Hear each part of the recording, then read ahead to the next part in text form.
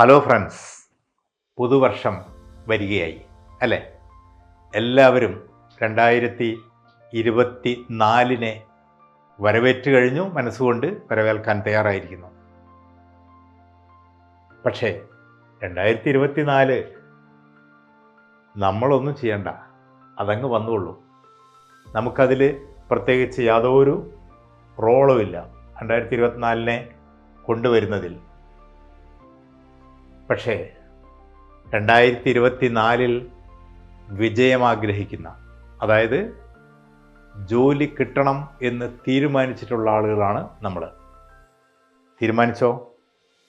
തീരുമാനിച്ചുവെങ്കിൽ തീരുമാനമെടുക്കാനുള്ള സമയം അതിക്രമിച്ചെന്ന് തോന്നുന്നുണ്ടെങ്കിൽ ഇപ്പം തന്നെ ചെയ്യാം, പ്രവൃത്തിയിലേക്ക്. ഇനി തീരുമാനിച്ചിട്ടില്ലെങ്കിൽ, വെറും ആഗ്രഹം മാത്രമാണുള്ളതെങ്കിൽ അതിൽ നിന്ന് നമുക്ക് അതിനെ പ്രവൃത്തിയാക്കി മാറ്റുകയും ചെയ്യാം. അതിനുള്ള ഹാർഡ് വർക്ക് എന്നുള്ളത് ആ ഹെഡിങ് അവിടെ ഇരിക്കട്ടെ. നമ്മൾ ഇവിടെ പറയുന്നത് കഠിനാധ്വാനം ചെയ്യണം, രാവ് പകലാക്കണം എന്നൊന്നുമല്ല, മറിച്ച് എങ്ങനെ അവ സ്മാർട്ട് വർക്കിലൂടെ അനായാസം നേടിയെടുക്കാം. അനായാസം എന്നുള്ള വാക്ക് വേണമെങ്കിൽ നിങ്ങൾക്ക് എഡിറ്റ് ചെയ്യാം, ഇവിടെ എഡിറ്റ് ചെയ്യില്ല. എന്തുകൊണ്ട്? കാരണം കുറച്ച് ആയാസം അതിനുണ്ട്. പക്ഷേ സ്നേഹത്തോടെ ചെയ്യുമ്പോൾ അതെങ്ങനെ ആയാസരഹിതമായി മാറും? കാരണം എൻജോയ് ദ ഗെയിം, ആസ്വദിച്ചുകൊണ്ട് ചെയ്യുമ്പോൾ അധ്വാനമായി തോന്നാത്തതെങ്ങനെ? അതിനെക്കുറിച്ചാണ് നമ്മുടെ അത്തരത്തിൽ റിയൽ എക്സാമ്പിൾ. കൃത്രിമമായ ഒരു കഥകളോ ഉണ്ടാക്കി കഥകളോ സംഭവങ്ങളോ ഒന്നും ഇവിടെ പറയുന്നില്ല. ഭാവനയല്ല, truth is always stranger than fiction. അതുകൊണ്ട് ഭാവനയ്ക്കെല്ലാം അപ്പുറത്ത് സത്യസന്ധമായി നടന്ന കുറേ കാര്യങ്ങൾ, നടക്കുന്നവരുടെ കുറേ കാര്യങ്ങൾ, അതിനെക്കുറിച്ചാണ് നാം പറയാൻ പോകുന്നത്. അത്തരത്തിലുള്ള ഉദാഹരണങ്ങളാണ്. അതിനുള്ള ഏറ്റവും വലിയ ഉദാഹരണമാണ് നമ്മുടെ സ്വന്തം സച്ചിൻ. ജയത്തിൻ്റെയും പരാജയത്തിൻ്റെയും, പരാജയത്തിൽ നിന്ന് കയറി വരുന്നതിൻ്റെയും ഒക്കെ താൻ ഏത് മേഖലയിലാണോ ആ മേഖലയിൽ ഏറ്റവും നന്നായി പ്രവർത്തിച്ചതിൻ്റെ ഏറ്റവും ഗംഭീരമായ ഉദാഹരണം. പഠിപ്പ് വലിയൊരു ഭാരമാണല്ലേ? പക്ഷെ ആ ഭാരമില്ലാത്ത ഭാരം ചുമന്നുകൊണ്ട് നമുക്കിതുപോലെ ഗംഭീരമായിട്ട് ആടിയും പാടിയും ആഘോഷിക്കാനുള്ള സമയമായി തുടങ്ങിയിരിക്കുന്നു. 2024 നമ്മൾ ആഘോഷിച്ചിരിക്കും. കാരണം എല്ലാം സെറ്റാണ്. എഡ്മണ്ട് ഹിലാരി കണ്ടിട്ടുണ്ടാവും, കേട്ടിട്ടുണ്ടാവും. ഒന്ന്, അദ്ദേഹം ജീവനോടെ നിൽക്കുന്നു, മറ്റൊന്ന് അദ്ദേഹം പ്രതിമയായി നിൽക്കുന്നു. നമുക്ക് എങ്ങനെയും നിൽക്കാം, ഭാവിയിൽ പ്രതിമയും ആവാം, വലിയ വലിയ ആളുകളെ പോലെ. അതല്ല, ജീവിക്കുമ്പോൾ ഇതുപോലെ ഗംഭീരമായിട്ട് നിൽക്കുകയും ചെയ്യാം.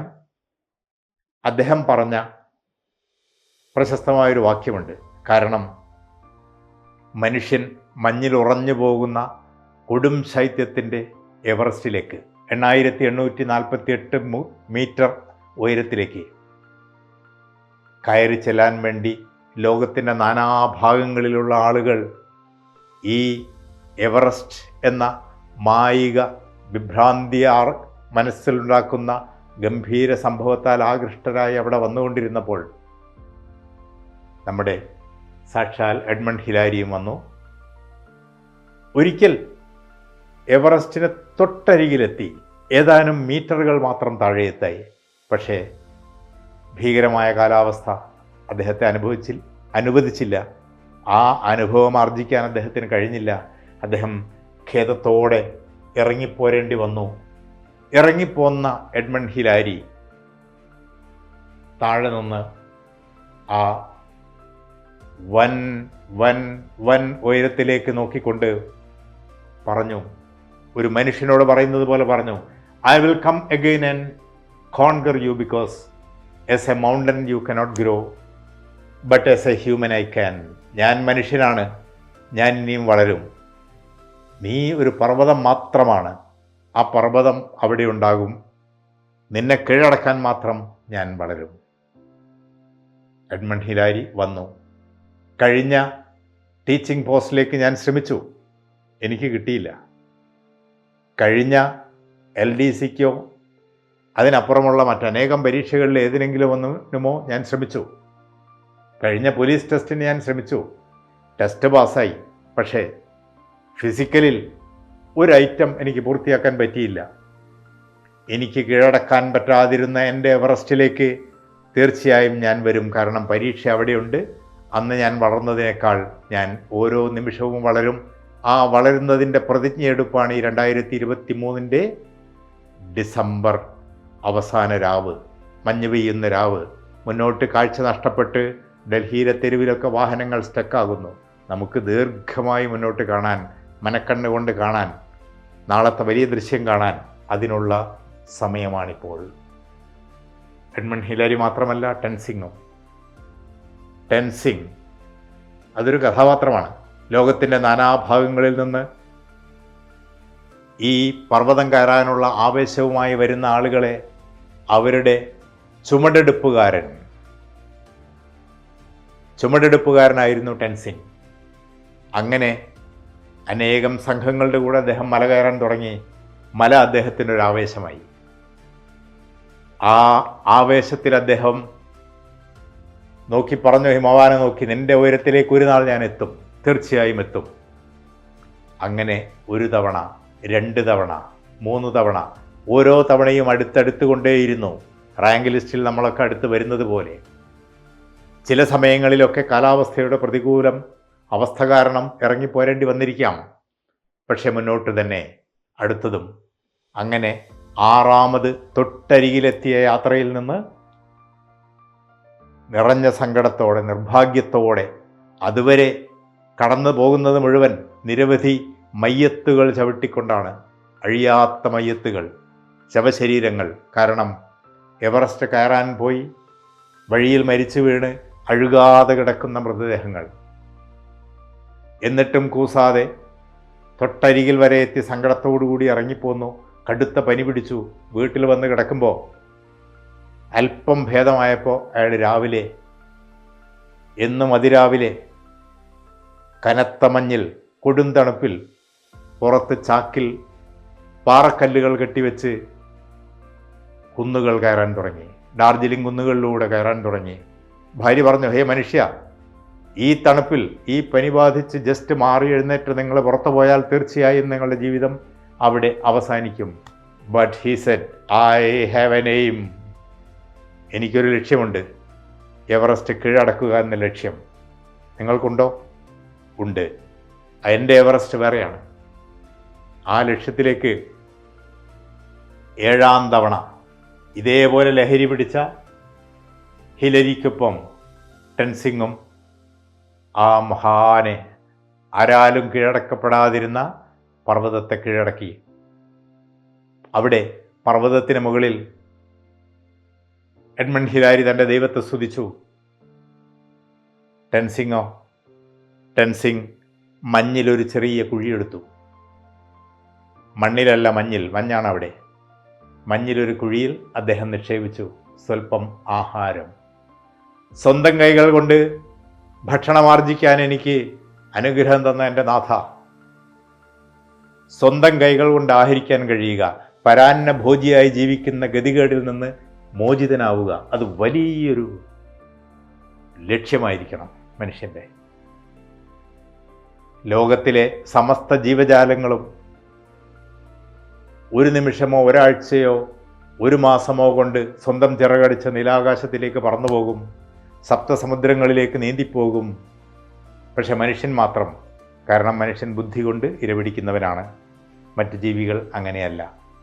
ബുദ്ധി കൊണ്ട് ഇരപിടിക്കുന്ന ജീവിക്ക് സ്വയം ഷാർപ്പൻ ചെയ്യേണ്ടതുണ്ട് സ്വന്തം കഴിവുകൾ. അങ്ങനെ ഷാർപ്പൻ ചെയ്യാൻ എന്തൊക്കെ ചുറ്റുപാടുകൾ നമുക്ക് മുമ്പിലുണ്ട്. അവ എങ്ങനെ എളുപ്പത്തിൽ കീഴടക്കാം? ഓരോ മനുഷ്യൻ്റെയും രീതികൾ വ്യത്യസ്തമായിരിക്കും. ആ വ്യത്യസ്തതയിലേക്ക് കാരണം അവസാനം നമുക്ക് ഈ കൺഗ്രാജുലേഷൻസ്, അഭിനന്ദനം ഏറ്റുവാങ്ങേണ്ടതുണ്ട്. നാം നേരത്തെ കണ്ട 2 മനുഷ്യർക്ക് കിട്ടിയതുപോലെ. അപ്പോൾ നമ്മൾ ആരാണ് നമ്മുടെ ഹീറോ? അതൊരു വലിയ ചോദ്യമാണ്. അറിയുമോ ഇവരെ? ഒരാളാണ്. ആരാണത്? ക്രിസ്റ്റഫർ റീവ്. ക്രിസ്റ്റഫർ റീവിനെ കുട്ടിക്കാലത്ത് നിങ്ങളൊക്കെ ആരാധിച്ചിരിക്കണം. എൻ്റെ അത്രയും കുട്ടിക്കാലത്ത് ഈ സൂപ്പർമാൻ ഇല്ല എന്നുള്ളത് കൊണ്ടാണ് നിങ്ങളുടെ എന്ന് മാത്രം ഉപയോഗിച്ചത്, അല്ലെങ്കിൽ നമ്മുടെയൊക്കെ എന്നാണ് പറയേണ്ടത്. അദ്ദേഹത്തെ ആരാധിക്കുന്ന നമ്മുടെ ഇന്ത്യയിലെ ശക്തിമാനെ കുട്ടികൾ ആരാധിച്ചതൊക്കെ നിങ്ങൾ ഓർക്കുന്നുണ്ടാകും. അങ്ങനെ ലോകത്തുള്ള മനുഷ്യർ മുഴുവൻ അദ്ദേഹത്തെ ആരാധിച്ചു. ആ സൂപ്പർമാൻ വന്ന് രക്ഷിക്കും എന്ന് കരുതി സാഹസിക കൃത്യങ്ങൾ ചെയ്തു. ഇതൊക്കെ നമുക്കറിയാം. പക്ഷെ ഒരിക്കൽ അദ്ദേഹത്തോട് ഈ സൂപ്പർമാനോട് ഒരു മാധ്യമപ്രവർത്തകൻ ചോദിച്ചു, ആരാണ് യഥാർത്ഥ ഹീറോ? അദ്ദേഹം പറഞ്ഞ മറുപടി, a hero is an ordinary individual who finds the strength to persevere and endure in spite of overwhelming obstacles. എന്ത് കടുത്ത പ്രതിസന്ധികൾ ഉണ്ടായാലും അവയെ നിരന്തരമായി നേരിട്ട് തരണം ചെയ്യുന്നവനാരോ അവനാണ് ഹീറോ. ഞാനല്ല ഹീറോ. കൃത്രിമമായ പകിട്ടിലൂടെ, വെറും വേഷങ്ങളിലൂടെ സ്ക്രീനിൽ നിറഞ്ഞാടുന്നവനല്ല ഹീറോ. യഥാർത്ഥ ഹീറോ ആരാണെന്ന് ആ ഹീറോ എന്ന് നാം വിചാരിക്കുന്ന ആൾ തന്നെ പറയുന്നു. അതിലും വലിയൊരു ലെസൺ മറ്റെന്താണ് നമുക്ക് കിട്ടുക? ആരെ ഹീറോ ആക്കണമെന്നുള്ളത് വലിയൊരു പ്രശ്നമാണ്. നമ്മളൊക്കെ യഥാർത്ഥത്തിൽ ഹീറോ ആക്കേണ്ടവരെയാണോ ഹീറോ ആക്കിക്കൊണ്ടിരിക്കുന്നത്? നമുക്കൊരുപാട് ലക്ഷ്യങ്ങളാണ്. ചിലർക്ക് ടീച്ചറാവണം. ടീച്ചറാവുന്നവർ NEP എന്നൊക്കെ കേട്ടിട്ടുണ്ടാവുമല്ലോ.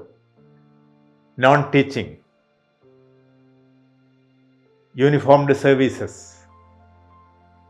ഇതിലൊക്കെ എത്തിപ്പെടാൻ ഓരോരുത്തർക്കും വേണ്ട സ്ട്രാറ്റജികൾ വ്യത്യസ്തമല്ലേ എന്ന് ആലോചിക്കാം. പക്ഷേ മത്സര പരീക്ഷ എന്നുള്ള ലക്ഷ്യത്തിലേക്ക് എത്തുമ്പോൾ പൊതുവായ അനേകം കാര്യങ്ങളുണ്ട്.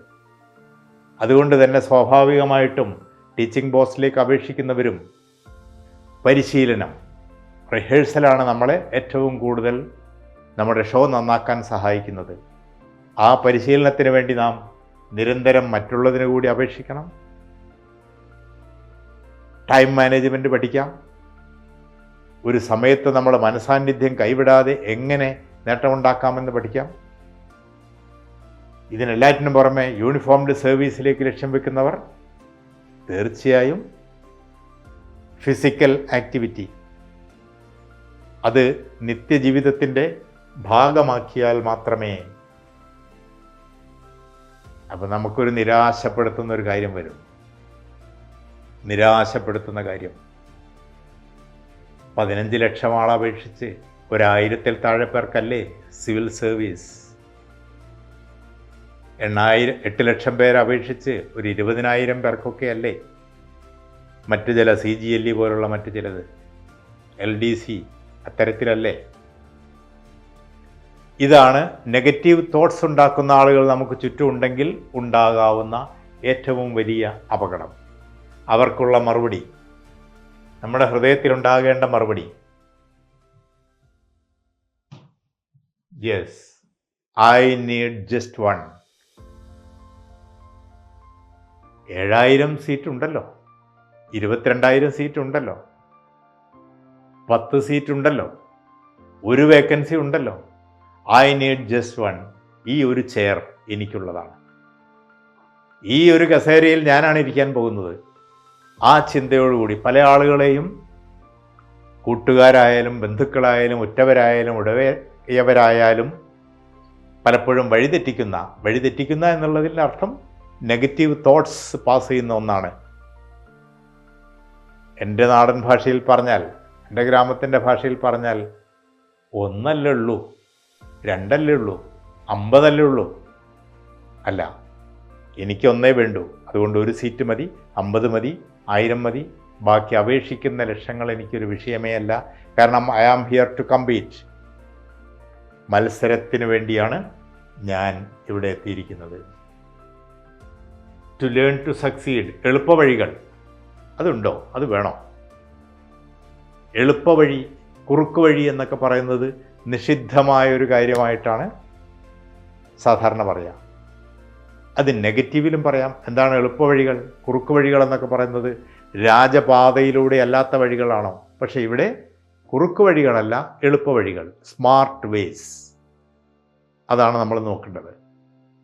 ആദ്യം ഒരു ആഗ്രഹം, മോട്ടിവേഷൻ, അത് എത്തണമെന്നുള്ള ചിന്ത, സ്വന്തം കൈകൊണ്ട് ആഹാരം സമ്പാദിക്കണമെന്നുള്ള ഉജ്ജ്വലമായൊരു ആശയം, ചിന്ത മനസ്സിലുണ്ടാകണം. അത് കഴിഞ്ഞാൽ അതിൻ്റെ വഴികളെക്കുറിച്ച് ഏറ്റവും എളുപ്പത്തിൽ, അതിനനേകം വഴികളുണ്ട്. അതിൻ്റെ കുറേ ഭാഗമാണ് നമ്മളിവിടെ ചർച്ച ചെയ്യുന്നത്.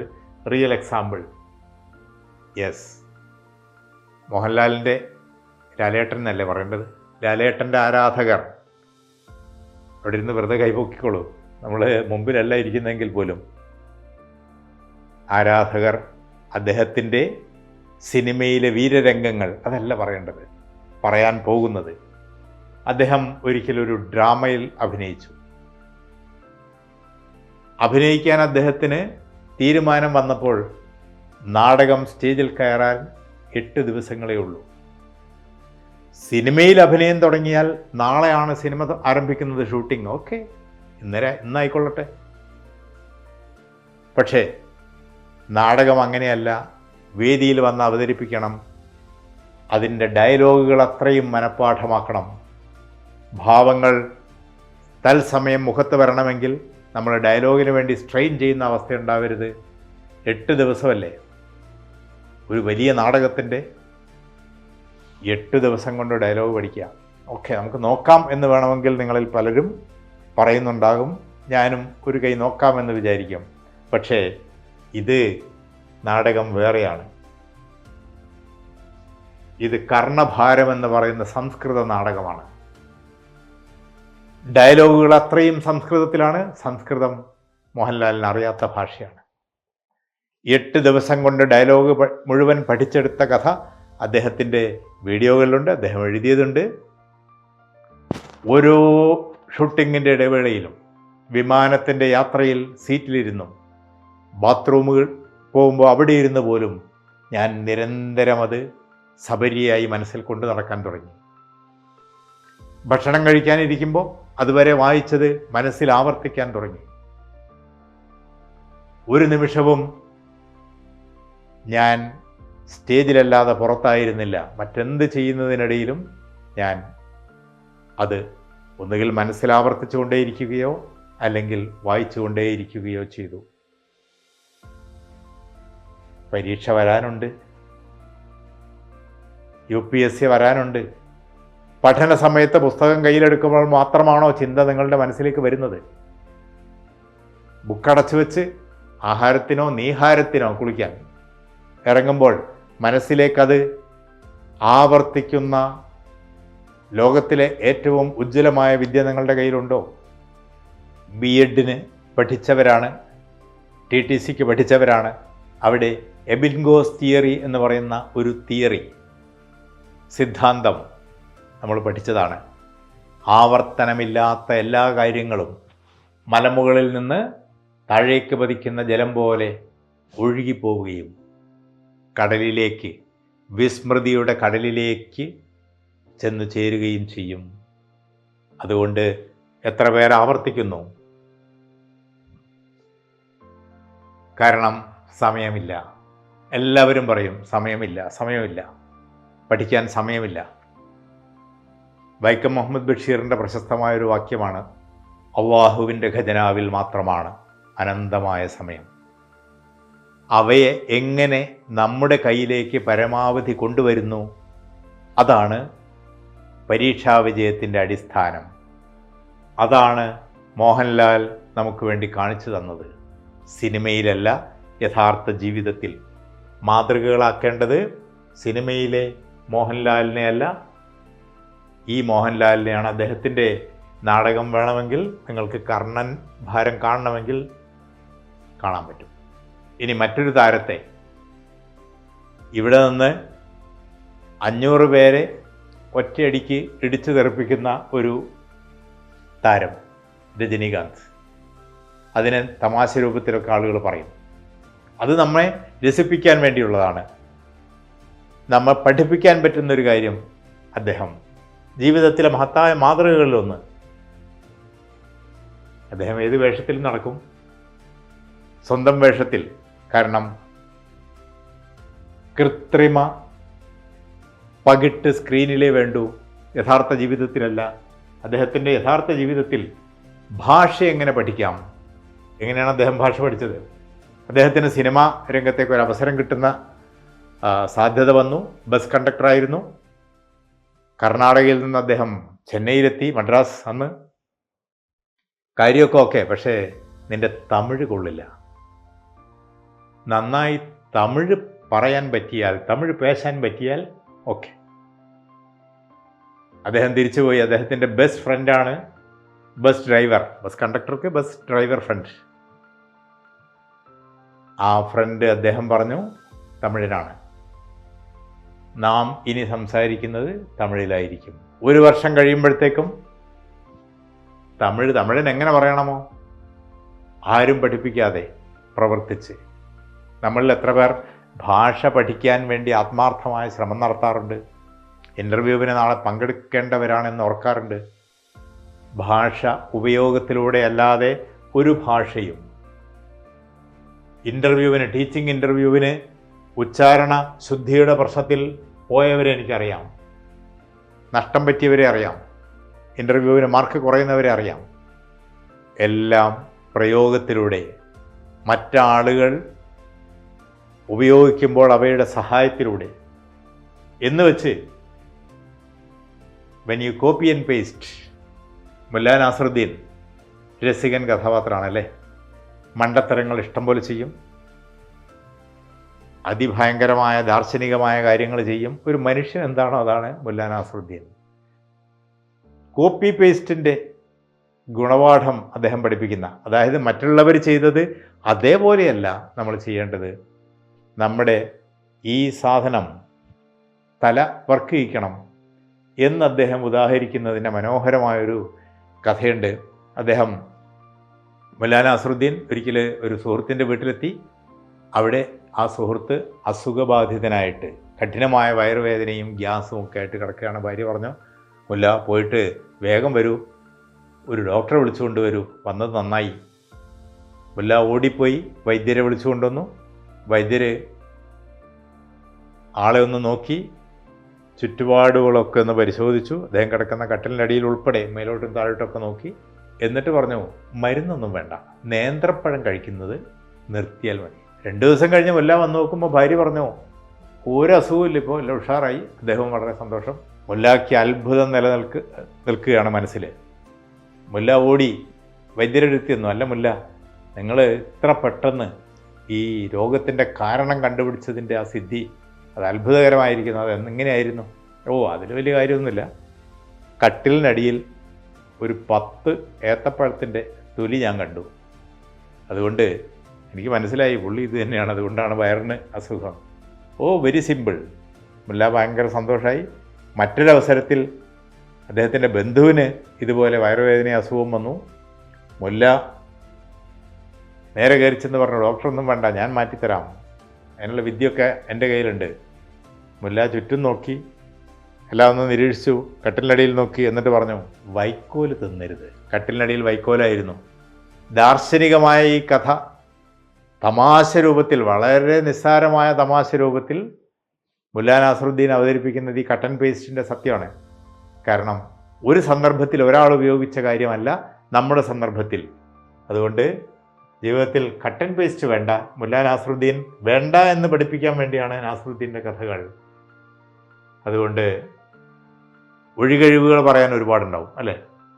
ജോർജ് വാഷിങ്ടൻ്റെ പ്രസിദ്ധമായൊരു വാക്യമാണ്, 99% of failures come from people who have the habit of making excuses.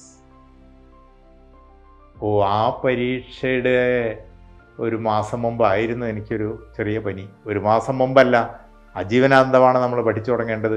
ആ നോട്ടിഫിക്കേഷൻ ഞാൻ അറിയാതെ പോയത് ആ ദിവസങ്ങളിൽ ഞാനൊരു യാത്രയിലായിരുന്നു. ഒരുപാട് എക്സ്ക്യൂസുകൾ. ആ എക്സ്ക്യൂസുകൾ എത്ര ഉണ്ടാവുന്നോ അതുകൊണ്ട് നമ്മൾ മാറിയേ പറ്റൂ. ഭാവിയെ മാറ്റിമറിക്കാൻ നമുക്ക് പറ്റുമോ? ഇല്ല എന്ന് APJ. You cannot change your future, but you can change your habits, and surely your habits will change your future. ശീലങ്ങൾ മാറ്റുക. ഇന്ന് പാഠപുസ്തകം പഠിക്കാൻ വേണ്ടി ഒരു സമയമാണോ, അതോ മോഹൻലാൽ പഠിച്ചത് ഓർമ്മയുണ്ടോ? രജനീകാന്ത് പഠിച്ചത് എങ്ങനെയൊന്ന് ഓർമ്മയുണ്ടോ? ഇംഗ്ലീഷ് പഠിക്കാൻ, ഭാഷ പഠിക്കാൻ, അറിവുണ്ടാക്കാൻ ഇത്തരം തത്വങ്ങൾ കൂടെ നമ്മൾ ഉപയോഗിക്കുന്നുണ്ടോ? ഇതിനെല്ലാറ്റിനും പുറമെ രാവിലെ പഠിക്കാറുണ്ടോ? രാവിലെ ഉണരാറുണ്ടോ? രാവിലെ ഉണരാറുണ്ടോ എന്ന് ചോദിക്കുമ്പോൾ മനസ്സിലേക്ക് വന്ന ഒരു ചിത്രമാണ് PK മഹാനന്ദ്യ. ഇതൊക്കെ നിങ്ങൾക്ക് ഇദ്ദേഹത്തിൻ്റെ ജീവിതം സിനിമ പോലും ആയിട്ടുണ്ട്. ഇന്നും ജീവിച്ചിരിക്കുന്ന മനുഷ്യനാണ് PK മഹാനന്ദ്യ. ഡൽഹിയിൽ തെരുവോരത്തിരുന്ന് ചിത്രം വരയ്ക്കുന്ന കലാകാരൻ. അദ്ദേഹത്തെ യാദൃച്ഛികമായി ഷാർലറ്റ് വോൺ ഷെഡ്വിൻ എന്ന് പറയുന്ന ഒരു പെൺകുട്ടി, സ്വീഡനിലെ രാജകുടുംബത്തിലെ ഒരു പെൺകുട്ടിയാണ്, പ്രഭു കുടുംബത്തിലെ. അവരിന്ത്യയിൽ വന്നു, ചിത്രം വരയ്ക്കാൻ ചെന്നു, ചിത്രം വരച്ചു. ചിത്രം ഹൃദയത്തിലും പരസ്പരം പതിച്ചു.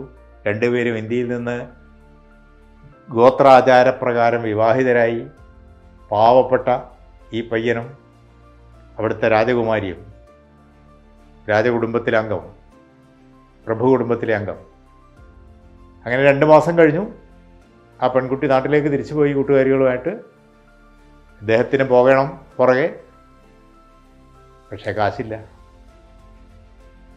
കയ്യിലുള്ള എല്ലാ സാധനങ്ങളും വിറ്റിട്ട് ഒരു പഴയ സൈക്കിൾ വാങ്ങി പുള്ളി നേരെ 8 രാജ്യങ്ങളിലൂടെ സഞ്ചരിച്ച്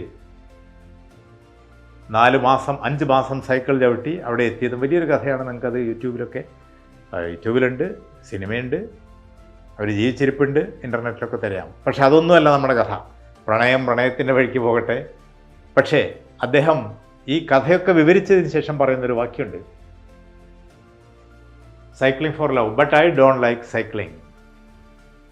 സൈക്ലിംഗ് എനിക്ക് 5 മാസം നിരന്തരം സൈക്കിൾ ചവിട്ടിയ ആളാണ്. സൈക്ലിംഗ് എനിക്കിഷ്ടമല്ല. എന്നിട്ടും ഞാൻ സൈക്കിൾ ചവിട്ടിയത് I was cycling for my love. എൻ്റെ പ്രണയിനി, എൻ്റെ ഭാര്യ, എൻ്റെ കാമുകി, അവളങ്ങ് ദൂരെയാണ്. അവിടെ എത്താൻ എനിക്ക് സൈക്കിൾ ഉപയോഗിച്ചേ പറ്റൂ. എൻ്റെ പ്രണയിനി സെൻട്രൽ ഗവൺമെൻറ്റും സ്റ്റേറ്റ് ഗവൺമെൻറ്റും പോലീസും റെയിൽവേയും ഒക്കെ ആയിട്ടുള്ള എൻ്റെ പ്രണയം, അത് കിട്ടാൻ വേണ്ടി ഞാൻ രാവിലെ എഴുന്നേറ്റേ പറ്റൂ. ഐ ഡോണ്ട് ലൈക്ക് രാത്രി 1 മണി 2 മണി 3 മണി വരെ ഷോർട്ട് തോണ്ടിക്കൊണ്ടിരിക്കുക എന്നുള്ളത് എനിക്ക് ഏറ്റവും പ്രിയപ്പെട്ടതാണ്. പക്ഷേ അതിന് പകരം ഉപകാരപ്രദമായ കാര്യങ്ങൾ ഞാൻ ചെയ്തേ പറ്റൂ. കാരണം എൻ്റെ പ്രണയ സാക്ഷാത്കാരത്തിന് വേണ്ടി. അദ്ദേഹം പറഞ്ഞ ഏറ്റവും വലിയ സന്ദേശം അതാണ്.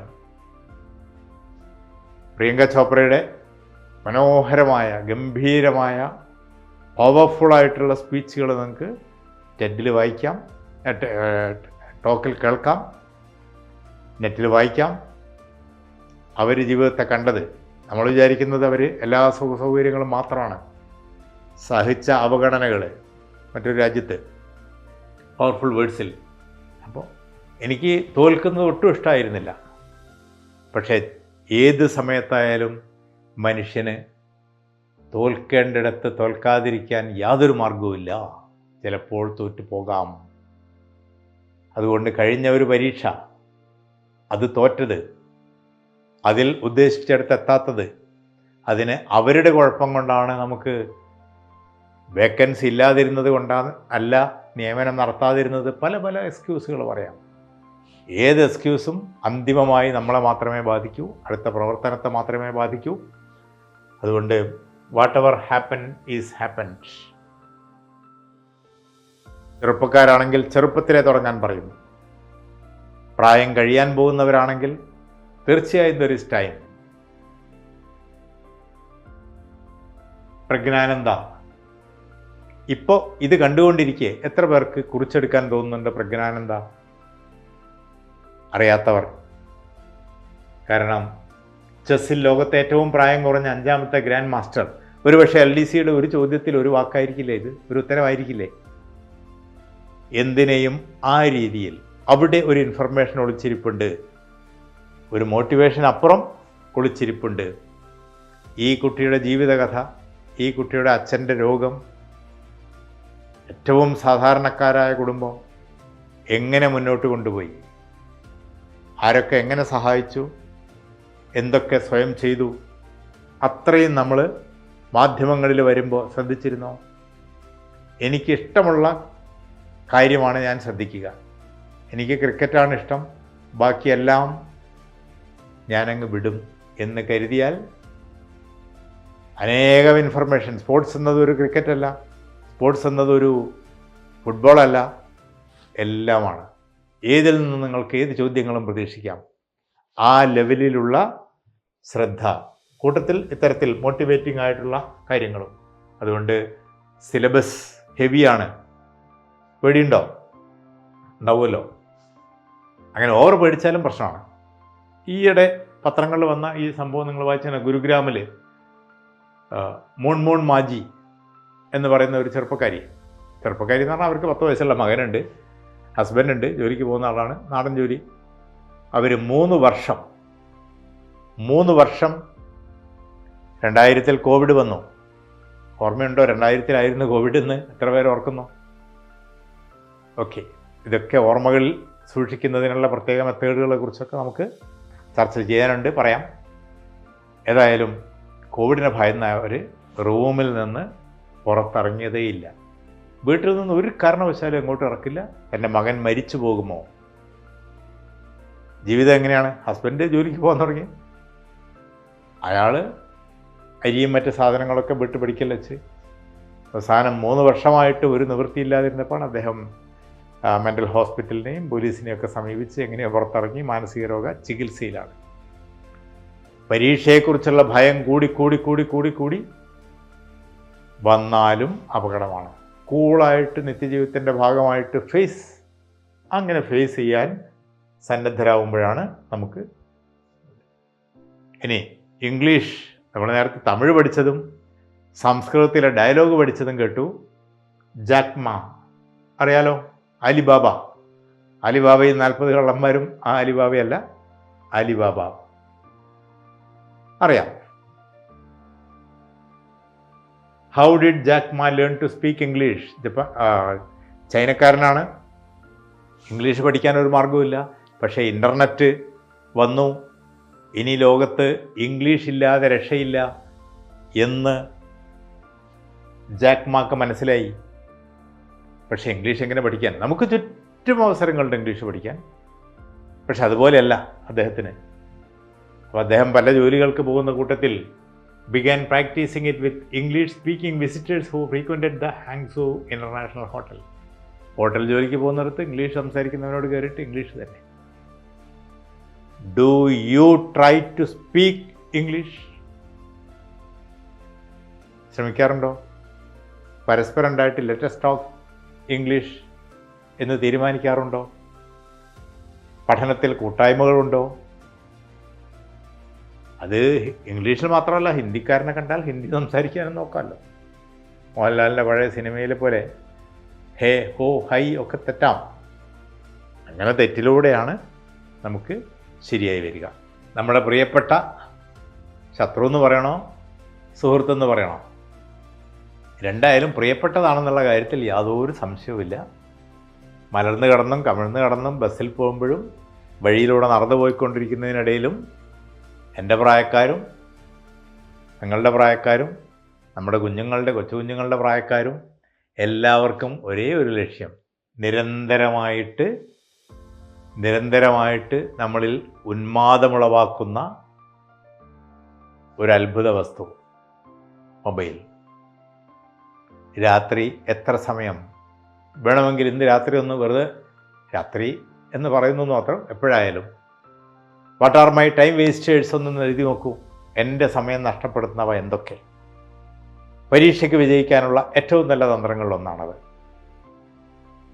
സ്വയം ഡയഗ്നോസ് ചെയ്യുക. വേറെ നിങ്ങൾക്കൊരു ഡോക്ടറുടെ ആവശ്യമില്ല. കാരണം നമ്മൾ തന്നെ നമ്മുടെ അസുഖമെന്ത്, വീക്ക്നെസ് എന്ത്, സ്ട്രെങ്ത് എന്തെന്നും മനസ്സിലാക്കാം. ഈ സാധനത്തെ, വീക്ക്നെസ്സിനെ സ്ട്രെങ്ത് ആക്കി എങ്ങനെ മാറ്റാം? കാരണം പാലാഴി കടഞ്ഞത് എന്തിനു വേണ്ടിയായിരുന്നു? പാലാഴി കടഞ്ഞത് അമൃത് എടുക്കാനാണ്. പക്ഷെ അമൃതിന് മുമ്പ് ലോകത്തിലെ സകല സാധനങ്ങളും കാളകൂട വിഷം. അതുപോലെ ഉപയോഗത്തിന് വേണ്ടി അമൃതം എടുക്കാൻ വേണ്ടി ഉപയോഗിക്കാൻ പറ്റിയ സാധനമാണ്. ഇതിൽ നിന്ന് നിങ്ങൾക്ക് നേടാൻ പറ്റാത്ത ഒരറിവുമില്ല. നഷ്ടപ്പെടുത്താൻ ഇഷ്ടം പോലെ അറിവുകൾ നൽകുന്ന സ്ഥലങ്ങൾ ഉണ്ട് താനും. അപ്പോൾ അമൃതിന് വേണ്ടി ഉപയോഗിക്കുന്നോ, കാളകൂട വിഷം കിട്ടാൻ വേണ്ടി മൊബൈൽ ഉപയോഗിക്കുന്നോ എന്നുള്ള ഒരേ ഒരു ചോദ്യത്തിന് സ്വയം ഉത്തരം കണ്ടെത്തിയാൽ ക്ലിയറായി. അങ്ങനെ അതിന് പോസിറ്റീവ് ഉത്തരമാണ് കണ്ടെത്തുന്നതെങ്കിൽ ഇവിടെ കാണിക്കുന്ന വർഷം തെറ്റിപ്പോയിരിക്കുന്നു അല്ലേ? 2025 അതെ, കാരണം 2024 ഡിസംബർ 31 ദിവസത്തിലിരുന്ന്, ജനുവരി 1 ദിവസത്തിലിരുന്ന് ഖേദത്തോടെ നഷ്ടപ്പെട്ടു പോയ അവസരങ്ങളെക്കുറിച്ചും സങ്കടകരമായ കാര്യങ്ങളെക്കുറിച്ചും ആലോചിക്കുന്നതിന് പകരം നേടാൻ ഇത്തരത്തിൽ പോസിറ്റീവായ അനേകം വഴികളുണ്ട് എന്ന് മനസ്സിലാക്കി മുന്നോട്ട് പോവുകയാണെങ്കിൽ തീർച്ചയായും 2025 ഹാപ്പി ന്യൂ ഇയർ. ഒരു നിമിഷം കണ്ണടച്ച് ആലോചിച്ച് നോക്കൂ, ഞാൻ എവിടെയായിരിക്കും 2025? ഞാൻ ഏത് ഓഫീസിൽ ഏത് പോസ്റ്റിലിരിക്കും? രാവിലെ എൻ്റെ വാക്കുകൾക്ക് കാതോർക്കുന്ന എൻ്റെ കുട്ടികളിരിക്കുന്ന ക്ലാസ് റൂമിലേക്ക് കടന്നു ചെല്ലുന്ന മനോഹരമായൊരു ദൃശ്യം, അധ്യാപകനാവുന്നതിൻ്റെ, പോലീസ് ഓഫീസറാകുന്നതിൻ്റെ, റെയിൽവേയിൽ ചേരുന്നതിൻ്റെ, കേരള ഗവൺമെൻറ്റിൻ്റെ ഓഫീസിൽ LDCയും പിന്നെ അങ്ങനെ പോകുന്നതിൻ്റെ 2025, 26, 27 അങ്ങനെ സ്വപ്നം കാണാൻ എന്നുള്ള വാക്ക് ഞാൻ ഉപയോഗിക്കുന്നില്ല, പകരം യാഥാർത്ഥ്യം കാണാൻ. അത് സെൻ ബുദ്ധിസത്തിൻ്റെ ലോകപ്രസിദ്ധമായൊരു കഥയുണ്ട്. ഒരു വലിയ പർവ്വതം, ആ പർവ്വതത്തിലേക്ക് കയറാൻ വേണ്ടി സെൻ ബുദ്ധിസ്റ്റ് ഗുരു ഒരു വനിതയാണ്. അവർ ആ മലയുടെ അടിവാരത്തിൽ പോകുന്നതിന് മുമ്പ്, കയറ്റം കയറുന്നതിന് മുമ്പ് ഒന്ന് നോക്കുകയാണ്. അപ്പോൾ അവസാനത്തെ സത്രത്തിൽ നിന്ന്, ഓരോ താൽക്കാലിക ക്യാമ്പുകൾ, ആ സത്രത്തിൽ നിന്ന് ആളുകൾ പറഞ്ഞു, അല്ലയോ, ഈ സമയത്ത് ഈ മല കയറാൻ നിങ്ങൾക്ക് പറ്റുമെന്ന് തോന്നുന്നില്ല, അത്രയും ഉയരത്തിലാണത്, വഴികൾ ദുർഘടമാണ്, അതിന് ശ്രമിക്കേണ്ടതില്ല. അവർ പറഞ്ഞ ഒരു മറുപടി മാത്രം, എൻ്റെ ഹൃദയം, എൻ്റെ ശരീരം മാത്രമേ ഇനി അങ്ങോട്ട് കൊണ്ടുപോകേണ്ടതുള്ളൂ, എൻ്റെ ഹൃദയം എന്നോ അവിടെ എത്തിയിരിക്കുന്നു. നിങ്ങൾക്ക് ഹൃദയം അവിടെ എത്തിയോ? പർവ്വതങ്ങൾ നിങ്ങൾ വിളിക്കുന്നുണ്ടോ? എങ്കിൽ ഐ മസ്റ്റ് ഗോ. വിവിധ ജോലികളുടെ പർവ്വതങ്ങൾ ഞങ്ങൾ വിളിക്കുന്നുണ്ടെങ്കിൽ, ആ വിളി കേൾക്കാൻ തയ്യാറുണ്ടെങ്കിൽ, ആ വിളിക്ക് എളുപ്പവഴികൾ അനേകമുണ്ടെങ്കിൽ നമുക്ക് കയറിപ്പോകാൻ ഒരു പ്രയാസവും വരില്ല. മനസ്സുകൊണ്ട് ആദ്യം എത്തുക, ശരീരം പിന്നെ എത്തുക. എൻ്റെ മനസ്സ് എന്നെ പർവ്വത മുകളിൽ എത്തിക്കഴിഞ്ഞിരിക്കുന്നു. 68 വയസ്സുള്ള ഒരു വനിതയുണ്ടായിരുന്നു. എവറസ്റ്റ് അല്ല, ഭൂട്ടാനിലെ ലോകപ്രസിദ്ധമായ ഒരു ക്ഷേത്രമുണ്ട്. അതിൻ്റെ ഉയരങ്ങളിലേക്ക് 10,000 അടി ഉയരത്തിൽ നടന്നു തന്നെ കയറണം. ടൈഗേഴ്സ് നെസ്റ്റ് എന്നാണ് അതിനെക്കുറിച്ച് പറയുക. അതിന് വലിയ ഐതിഹ്യങ്ങളൊക്കെ ഉണ്ട്. ബുദ്ധിസ്റ്റ് മോങ്ക് അവിടെ ടൈഗറിൻ്റെ പുറത്ത് കയറിയാണ് അവിടെ എത്തിയതെന്നും ഒരുപാട് ദിവസം തപസ് ചെയ്യുന്നതിനെക്കുറിച്ചൊക്കെ. ടൈഗേഴ്സ് നെസ്റ്റ് ഇപ്പോൾ വിവരങ്ങൾ കൂടുതൽ നൽകുന്നതിൻ്റെ കാലമേ അല്ല ഇത്. ടൈഗേഴ്സ് നെസ്റ്റ് എന്ന് അടിച്ചാൽ വിവരങ്ങൾ, ഓതൻറ്റിക് വിവരങ്ങൾ, അതും ഒരു ഇൻഫർമേഷനാണ്. ദൈവത്തിനല്ലാതെ മനുഷ്യർക്കൊരിക്കലും ഇങ്ങനെയൊരു സ്ഥലത്തൊരു മന്ദിരം പണിയാൻ സാധ്യമല്ല എന്ന് നമുക്ക് തോന്നിപ്പോകുന്ന അവിടെ കയറാൻ 68 കാര്യമുണ്ടായിരുന്നു. ലോകത്തിൻ്റെ നാനാഭാഗങ്ങളിൽ നിന്നുള്ളവരുണ്ടായിരുന്നു. ഉണ്ടായിരുന്നു എന്നുള്ളതല്ല, ഇന്നും കയറിക്കൊണ്ടേയിരിക്കുന്നു.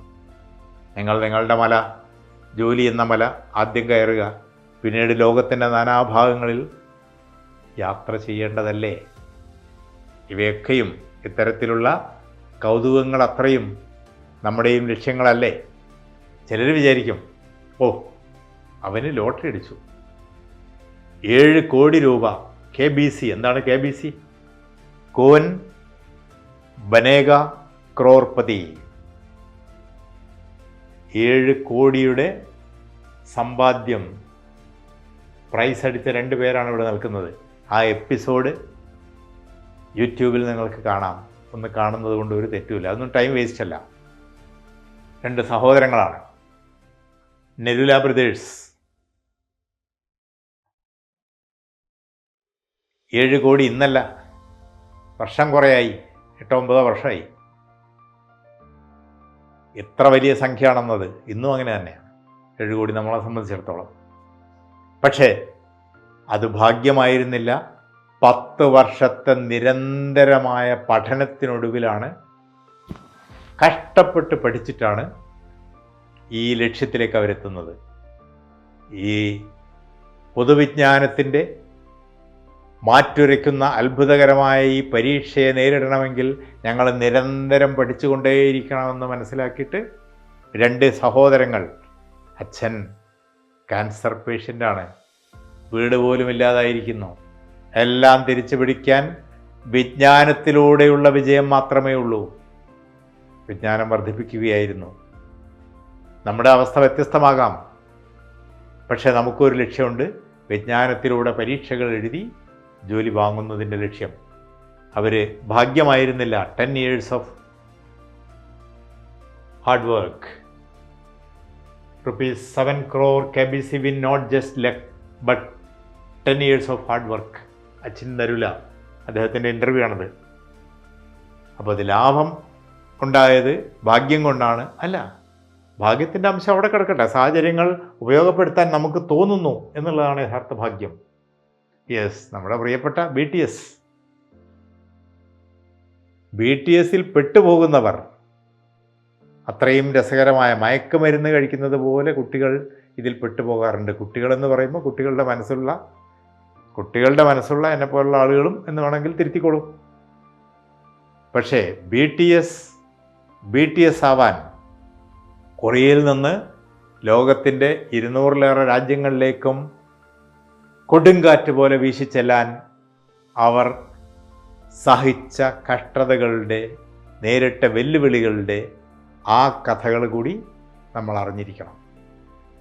വിജയം കാണുമ്പോൾ വിജയികൾ നടന്നു വന്ന വഴികൾ, എവറസ്റ്റിൻ്റെ മുകളിലെത്തിയവരെ കാണുമ്പോൾ അതിനു പിന്നിൽ അവർ സഹിച്ച കഷ്ടതകൾ, ശ്രമങ്ങൾ, അതുകൂടെ നാം കാണാൻ സന്നദ്ധരായേ പറ്റൂ. കമ്പ്യൂട്ടറിൻ്റെ ഉപയോഗം, കമ്പ്യൂട്ടർ അറിയാത്തവരാരാണുള്ളത് എന്ന് ചോദിക്കുമ്പോൾ എല്ലാവർക്കും അറിയാം. പഴയകാലത്തെ 10ൽ തോറ്റവനാണ് എന്നേക്കാൾ മുമ്പേ കമ്പ്യൂട്ടർ പഠിച്ച എൻ്റെ സുഹൃത്തുക്കളും ബന്ധുക്കളുമൊക്കെ. കാരണം ഉപയോഗിക്കേണ്ട സാഹചര്യം വന്നപ്പോൾ നമ്മളെല്ലാം കമ്പ്യൂട്ടർ പഠിച്ചു. പക്ഷേ ഇന്നും പല ആളുകൾക്കും കമ്പ്യൂട്ടർ അറിയുന്നത് വിനോദത്തിനോ വേണ്ടിയൊക്കെയാണ്. വിജ്ഞാനം വിരൽത്തുമ്പിൽ നിന്ന് എടുക്കാൻ വേണ്ടിയല്ല, ChatGPT മനസ്സിലാക്കാൻ ശ്രമിക്കാനല്ല, അതൊക്കെ എന്തോ കെട്ടുകഥകൾ പോലെ കെട്ടുപോകാനാണ്. അതല്ല നമ്മുടെ ഇപ്പോഴത്തെ വിഷയം. ഡെസ്ക്ടോപ്പ് കമ്പ്യൂട്ടർ ആവാം, ലാപ്ടോപ്പ് കമ്പ്യൂട്ടർ ആവാം, പക്ഷെ അതിലും വലിയൊരു കമ്പ്യൂട്ടറാണ് ഈ കാണുന്ന സാധനം. നെക്ടോപ്പ് കമ്പ്യൂട്ടർ എന്നാണ് അതിനെക്കുറിച്ച് പറയാൻ തോന്നുന്നത്. ഈ നെക്ടോപ്പ് കമ്പ്യൂട്ടർ ഓഫാക്കിയിടുന്ന ഒരു പരിപാടി ഞാൻ ഉൾപ്പെടെയുള്ള ഒരുപാട് മനുഷ്യർക്ക് 1 ലക്ഷം രൂപ ഇപ്പോൾ നിക്ഷേപിച്ചാൽ ഇനി കിട്ടാൻ പോകുന്നത് 1 വർഷം കഴിയുമ്പോൾ 2 ലക്ഷമാണെന്ന് പറഞ്ഞാൽ നമ്മൾ ബാങ്കുകാർ 8,000 കൂടിയാൽ തരൂ എന്നാലും ഓടിച്ചെല്ലുന്ന അത്തരത്തിലുള്ള ഒരുപാട് തട്ടിപ്പുകളിലൊക്കെ നമ്മൾ പെടുന്നത് ഈ കമ്പ്യൂട്ടർ പ്രവർത്തിപ്പിക്കാത്തതിൻ്റെ പരീക്ഷകളുടെ കാര്യത്തിലും ഇത് തന്നെയാണ് സംഭവിക്കുന്നത്. നമ്മളിങ്ങനെ ആലോചിക്കാതെ ഉത്തരങ്ങൾ കൈകാര്യം ചെയ്യുന്നതിൻ്റെ. അപ്പോൾ വർക്ക് ചെയ്യിക്കേണ്ട സാധനം നെക്ടോപ്പ് കമ്പ്യൂട്ടറാണ്. പിന്നെ ആദ്യം ഈ കഴിഞ്ഞ നീറ്റിൽ ആദ്യം 1,00,000 പോലും ഉൾപ്പെട്ടില്ല ഇത്തവണ 20 ലക്ഷം പേരെഴുതിയ പരീക്ഷയിൽ 23-ാം റാങ്ക് എന്നത് ഇക്കഴിഞ്ഞ നീറ്റ് പരീക്ഷയിലെ ഒരു കുട്ടിയുടെ. അതുകൊണ്ട് കഴിഞ്ഞ തവണ എത്ര കിട്ടി വിഷയമേ അല്ല. ഒന്നാമത്തെ തവണ കിട്ടിയോ, നിങ്ങൾ പഠിച്ച വിഷയം എന്ത്, അത് പ്രശ്നമേ അല്ല. ഇന്നത്തെ നമ്മുടെ IAS-ൻ്റെ ഏറ്റവും ഉന്നത പദവിയിലിരിക്കുന്ന അദ്ദേഹം ഡോക്ടറായിരുന്നു. പഠനകാലത്ത് പഠിക്കാൻ ഒരുപാട് സാധനങ്ങളുണ്ടായിരുന്നു. BA സാധാരണ BA പോലുള്ള കോഴ്സുകൾ പഠിക്കുന്നവർക്ക് കിട്ടുന്നതിൻ്റെ 10-1 സമയം പോലും ഫ്രീ ആയിട്ട് കിട്ടാനില്ലാതിരുന്ന ആളുകൾ എത്രയോ ഹാർഡ് വർക്ക് ചെയ്ത്, സ്മാർട്ട് വർക്ക് ചെയ്ത് പഠിക്കുന്നു. ഓരോ മാധ്യമവും അതിനുവേണ്ടി ഉപയോഗപ്പെടുത്തും. കഴിഞ്ഞ തവണ കിട്ടിയോ ഇല്ലയോ വിഷയമേ അല്ല. പ്രസിദ്ധമായൊരു വാക്യമുണ്ടല്ലോ, സിനിമയിലെ വാക്യമാണ്. പക്ഷേ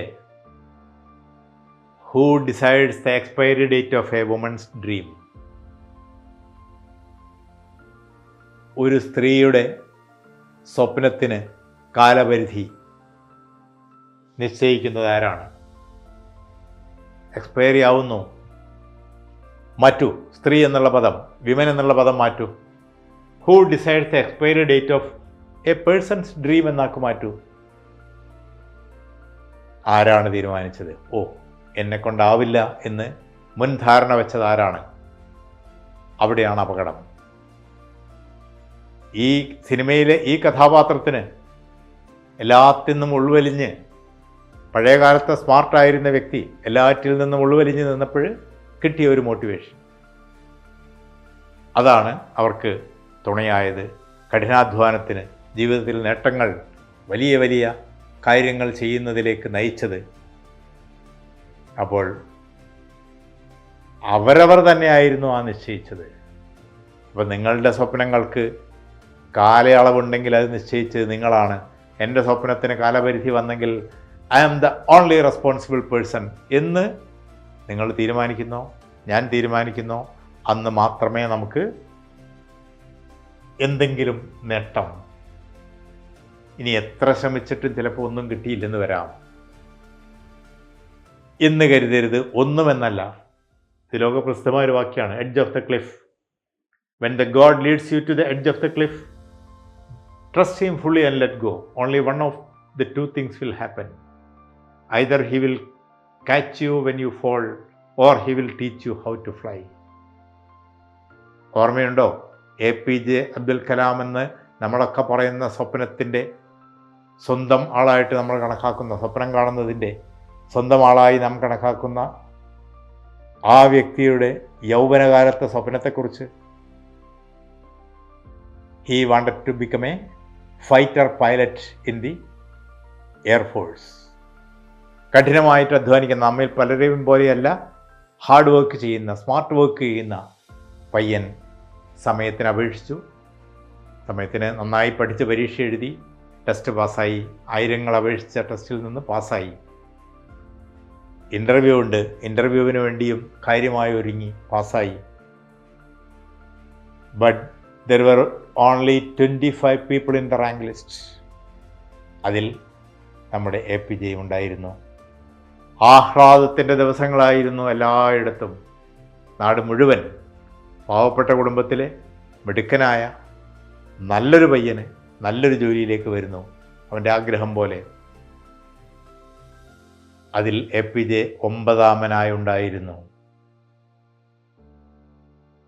പിന്നീട് എന്ത് സംഭവിച്ചു? But there were only 8 vacancies and 8 people only received appointment order.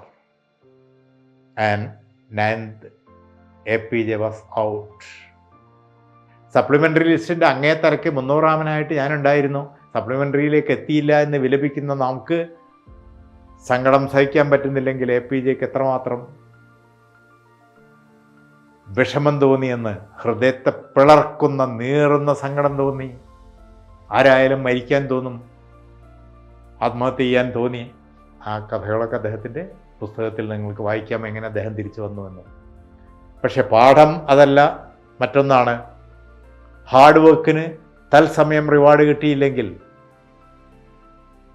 ഒരു പ്യൂൺ പോസ്റ്റിനേക്ക് വേണ്ടി, അതിൻ്റെ പേരിപ്പോഴും അങ്ങനെയല്ല, ഒരു കുറഞ്ഞ നിലയിലുള്ള ഒരു പോസ്റ്റിന് വേണ്ടി ശ്രമിച്ച് കിട്ടിയില്ലെങ്കിൽ ഒരുപക്ഷെ നിങ്ങളെ കാത്തിരിക്കുന്നത് അതിനേക്കാൾ ഇരട്ടി പദവിയുള്ള മറ്റൊരു ജോലിയായിരിക്കാം. കാരണം APJ എത്തിയത് ഇന്ത്യയുടെ ഫൈറ്റർ പൈലറ്റുമാരുടെ മുഴുവൻ, ഫൈറ്റർ പൈലറ്റുമാർ മാത്രമല്ല, ഇന്ത്യൻ സൈന്യത്തിൻ്റെ മുഴുവൻ ഉന്നത സ്ഥാനത്തിരിക്കുന്ന വ്യക്തിയായിട്ടാണ്. അത്തരത്തിലുള്ള എത്രയോ എക്സാമ്പിളുകളുണ്ട്. അതുകൊണ്ട് ഒരു പരീക്ഷയല്ല, നിരന്തരം പരീക്ഷകൾ എഴുതിക്കൊണ്ടിരിക്കും.